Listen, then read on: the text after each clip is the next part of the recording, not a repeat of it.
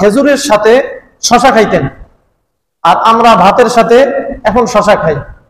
যদিও খেজুরের সাথে খাই না, কিন্তু এটা যদি সুন্নত মনে করে খাই তাহলে সব পাবো ভাইরা, সুবহানাল্লাহ বলবেন না? হযরতে আব্দুল্লাহ রাদিয়াল্লাহু তাআলা আনহু তিনি হাদিসটি বর্ণনা করেছেন। তিনি বলেন, কানা নবী সাল্লাল্লাহু আলাইহি ওয়াসাল্লাম ইয়াকুলুল কিসাআ বিররুতাব। নবী করিম সাল্লাল্লাহু আলাইহি ওয়াসাল্লাম কাঁচা খেজুরের সাথে শশা খাইতেন।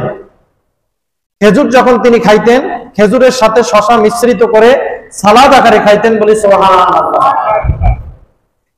এজন্য ভাইরা, আমরা যখন দাওয়াতের বাড়িতে সাধারণত এই সুন্নতটা পালন হয়, যখন আমরা এই শশা খাবো, নবী করিম সাল্লাল্লাহু আলাইহি ওয়াসাল্লামের সুন্নত মনে করেই কি আমরা খাবো। ইনশাআল্লাহ সুন্নত পালনের আল্লাহ পাক সওয়াব দান করবেন।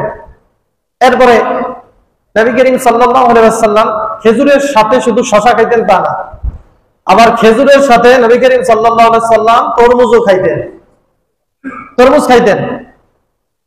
হযরতে আয়েশা রাদিয়াল্লাহু তাআলা আনহা তিনি হাদিসটি বর্ণনা করেছেন। তিনি বলেন, আন্না নবী সাল্লাল্লাহু আলাইহি ওয়াসাল্লাম কানা ইয়াকুলুল বাতিখা বিররুতাব।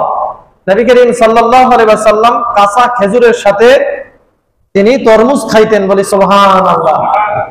তাহলে সম্মানিত ভাইরা, আমাদের দেশে সালাদ আছে, আমরা টমেটো দিয়ে খাই, যা দিয়েই খাই, এইটাকে নবী করিম সাল্লাল্লাহু আলাইহি ওয়াসাল্লামের সুন্নত মনে করে আমরা খাবো।